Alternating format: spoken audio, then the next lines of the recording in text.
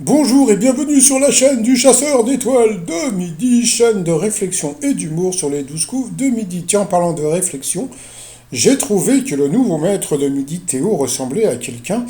Alors, ou bien je l'ai déjà vu dans un jeu ou je ne sais quoi, donc ça je ne sais pas encore, ou bien j'ai remarqué qu'il avait un petit air de George Michael. Donc après, c'est à vous de voir. Sinon, je trouve qu'il a un prénom qui est assez difficile à porter, Théo, parce que bon, il doit se faire vanner. Ah, t'es au courant, t'es aux fraises, t'es au jasmin, etc. Bon, passons. Bon, allez, c'est parti. Petit résumé des 12 coups de midi, présenté par moi-même, Jean-Luc Reichmann. Allez, c'est parti, mon kiki. Jean-Luc Reichmann était habillé comme hier, avec en bleu, tout simplement en bleu. Donc tout à l'heure je vous ai dit qu'il ressemblait à George Michael. Non, non, j'ai trouvé un autre acteur à qui il ressemble. Il faudrait que je vous le trouve, c'est un acteur américain. Bon, allez, au coup d'envoi la première question. Quelle compétition internationale s'est tenue à Londres en 2012, à Rio en 2016 et à Tokyo en 2021. Donc bien sûr, c'était les Jeux Olympiques. Après, vous aviez la jolie Amandine qui ne porte que des blazers, je trouve ça très mignon, qui était venue avec son tonton et sa tata. Salut tonton tata. Alors, quelle star de la chanson a ouvert le restaurant Mom Spaghetti en hommage à sa maman? Mais c'était Eminem. Après, vous aviez Hugo, plutôt beau gosse, qui était venu avec ses amis, qui devaient avoir froid. Que fait Cyril Lignac pour éviter de grossir à cause de l'émission Le meilleur pâtissier? Eh bien, il se gave de melons et de carottes. Moi, je conseille des carottes crues. Voilà. Ensuite, vous aviez Patrick qui était venu avec toute sa famille. Bonjour tout le monde. Qui écoute désormais régulièrement 33% des Français alors qu'il n'était que 23% en 2019. Eh bien, ce sont des podcasts. Donc voilà, les podcasts. Après, dans le calendrier républicain, qu'il était le suffixe des mois d'hiver, donc bah, il a dit l'autre. Mais il était parti sur un truc qui était complètement faux, mais bon, c'est pas très grave. Ensuite, quels furent les trois premiers modèles des figurines Playmobil? Eh bien, c'était indien, chevalier, ouvrier. Qu'est-ce qui donne son goût de viande au viandox? Eh bien, ce sont des végétaux. Dans quelles circonstances Robert De Niro a-t-il rencontré sa première femme, Diane Abbott? Eh bien, c'était à la renversant à vélo. Pour le maître de midi, de quel pays Václav Havel a-t-il été président de la République? Donc, c'était Tchécoslovaquie. Je crois qu'il est décédé d'un cancer du poumon. Donc, arrêtez de fumer. Dans quelle région les pharmacies vendent-elles le plus de Viagra? Eh bien, c'était la Corse. Donc, j'aime bien parce qu'ils se sont rattrapés en disant oui, oui, non, non, non, mais c'est les pinceaux qui viennent prendre les cachets, hein, c'est pas les Corses, hein, non, non. Les Corses, ils sont donc bien durs et tout. Imagine la baraque de Jean-Luc Reichmann. Quoi? Tu as dit que les Corses, ils utilisent trop de Viagra, tu nous prends pourquoi? Bon, sur cette question, Amandine est passée au rouge. Qui dit rouge dit duel. Elle a pris Hugo en duel, qui a eu une question de bébé. Quel vin pétillant est la spécialité de la région de Reims? Donc voilà, de toute façon, je crois que les autres vins étaient même pas pétillants. Donc bien sûr, c'était le champagne. Donc ensuite, eh bien, Hugo, Théo et Patrick sont retrouvés. Ah, entre-temps, bon, on a vu le chanteur de Imouvrini qui veut faire un petit peu de promo, puisque bah, au coup par coup, donc la première question était sur la Corse, que je n'ai toujours pas visité, il faudrait vraiment que j'y aille, hein. Comme je dis toujours, j'ai fait le tour du monde, je ne suis pas allé en Corse. Par contre, il y a une question après, j'ai envie d'y aller aussi. Bon, passons. Donc, que peut-on admirer en Corse? Eh bien, la mauvaise réponse, c'était le maître de midi qui l'a donné, c'était le Cadion de Sous là, qui était en Sardaigne. Ensuite, quelle proposition désigne un mot finissant par un A? Eh bien, la mauvaise réponse, c'était une pyramide de Mésopotamie. Ensuite, quelle unité de mesure est bien abrégée? Et là, il est parti directement sur la mauvaise. Et bah, ouais, ça semblait pas évident, donc c'était gramme. Donc, gramme, normalement, il y a juste un G, c'est vrai qu'il y a juste un G, il n'y a pas le R, donc voilà. Donc, sur cette question, eh bien, Patrick est passé au rouge. Qui dit rouge dit duel. Il a pris Hugo en duel, qui est tombé là aussi sur une question assez simple, hein. où a eu lieu pardon, l'attaque aérienne de Pearl Harbor lancée par le Japon le 7 décembre 1941. Bah, c'est un endroit que j'aimerais beaucoup visiter, donc c'est Hawaï.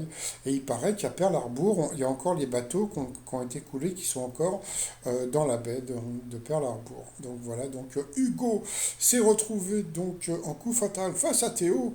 Donc en coup fatal, alors qui va avoir la question les plus faciles et les plus difficiles? Eh bien, on va voir. C'est parti, mon kiki. Bon, bah, comme d'habitude, ça commence par une question assez simple pour Théo. Quel petit chariot à deux roues porte le nom d'un démon à la queue fourchue? Donc, bien sûr, le diable. Pour Hugo, quel mode de cuisson consiste à plonger un aliment dans un bain de matière grasse bouillante? Un peu longue la question, donc c'était frire. Ensuite, comment appelle-t-on une personne qui souffre d'asthme? Ça, c'était pour Théo asthmatique. Comment s'appelle la rue où résident les héroïnes de la série Desperate Housewives? Donc, bon, bah voilà. Donc, c'était la première question difficile. C'était pour Hugo. Donc, c'était Wisteria-Land, je crois, un truc comme ça. Comment appelle-t-on une infusion de plantes médicamenteuses comme la verveine? Donc là, il n'a pas trouvé pourtant. Mais ça, c'est pas parce qu'il ne savait pas, hein, c'est parce que bon, bah, la question d'avant, il s'est planté, donc bah, il a eu le temps de revenir. Donc c'était la tisane. Quel adjectif qualifie un organisme dont on a manipulé le patrimoine génétique? Donc il a dit génétiquement modifié, mais bon, c'était pas un adjectif, donc ils n'ont pas accepté. Quel mot désigne un engin de lancer en athlétisme et un outil de bricolage, donc le toto, le marteau? Comment se prénommer le complice de Bonnie Parker? Ça, c'était pour Théo, donc c'était Bonnie and Clyde, donc c'était Clyde Barrow. À ce moment-là, Jean-Luc Reichmann a dit: Oh, il a 21 ans, qu'est-ce qu'il est fort! C'est vrai qu'il est fort. Non, c'est vrai, il est pas mal. Donc ensuite, généralement, quand on parle des années 80, à quel siècle appartiennent-elles? Donc c'était le 20e. Moi, j'aurais dit les discos. Donc voilà. Ensuite, quel pays est relié au Danemark? Ça, c'était une question, franchement, qui n'était pas évidente. Quel pays est relié au Danemark par le pont de l'Øresund? Donc c'était la Suède. Donc bravo à Théo, donc Théo courant, hein. Donc voilà. Quelle fille des Hingal perd la vue dans la petite maison dans la prairie? Donc Hugo a dit que c'était Marie, mais il l'a dit au pif, mais quand même il l'a quand même trouvé. Quel nom porte le phénomène physique qui fait se dresser les cheveux sur la tête? Alors ça c'est génial. Alors je ne sais pas si ça existe toujours, c'était au Palais de la Découverte, vous avez une salle spéciale, et quand vous rentrez dans la salle, eh bien bah, ils appuient sur un truc, et puis vous avez les cheveux qui se dressent. Donc je ne sais pas si ça marche toujours au Palais de la Découverte à Paris. Ensuite, de quel pays la safaran et la tunique traditionnelle? Donc je crois que c'était en Russie, c'était pour Hugo, donc comme on a pu voir, il a eu plus de questions vraiment plus difficiles. Quelles initiales de Jean-Pierre Pernaut signifient aussi en langage jeune j'en peux plus, donc je veux bien sûr JPP. Quel est l'ancien nom du département des Côtes-d'Armor? Ça c'était pour Théo, donc c'était je sais plus quoi, c'était dur, je connaissais pas le truc. Ensuite, quel est le prénom d'oncle Picsou? Donc ça c'était pour Hugo. Et là il a dit Balthazar, donc chapeau, bravo. Voilà. Ensuite, quel journaliste prénommé Étienne nous a quitté le 7 octobre dernier? Donc c'était Étienne Moujotte. Et puis à la fin, donc voilà. Donc bon, bah, mais Hugo, franchement, n'a pas démérité. Mais c'est vrai qu'il a eu plus de questions difficiles. Donc après, c'est à lui de voir en replay et il verra qu'il a eu peut-être plus de questions difficiles, mais qui s'est aussi pas mal planté. Mais franchement, bravo à Théo, 21 ans. Comme je vous l'ai dit hier, je pense qu'il va rester encore pas mal de temps. Donc voilà, par rapport au coup de maître, alors, selon l'expression, quand on se fait servir sans fournir le moindre effort, on met les pieds sous la table. Ensuite, quelles graines trouve-t-on sur la croûte de certains hamburgers et autour des nougats chinois? Le sésame, hein, ouvre-toi.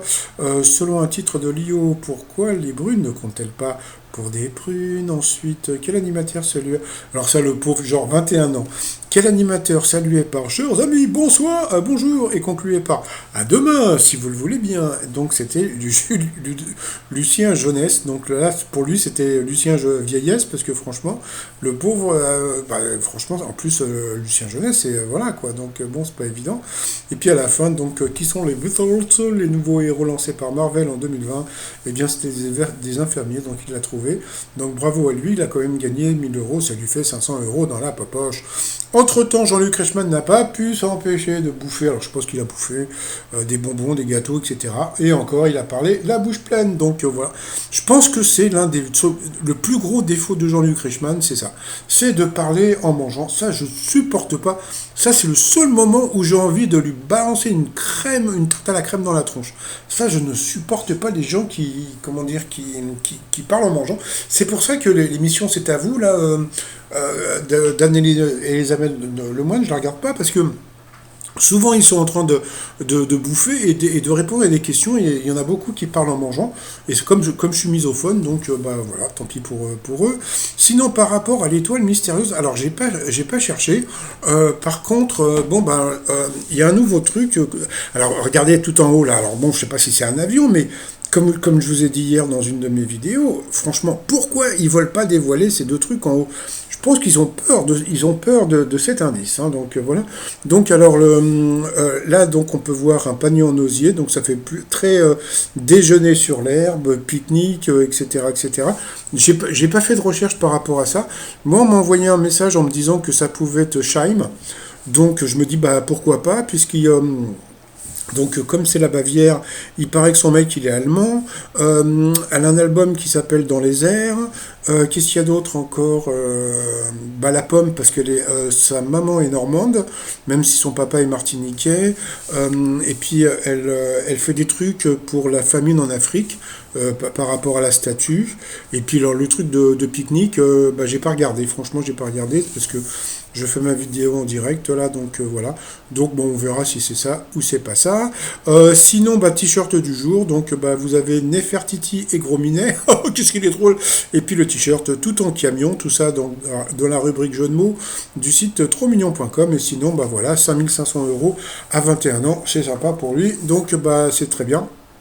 Moi, sinon, je vais vous souhaiter une très très très bonne journée et je vous dis à demain. Portez-vous bien et puis couvrez-vous. Parce que, quoi, je sais pas si ça se trouve dans votre région, il fait beau, mais ici à Paris, c'est un temps de merde. Bye bye.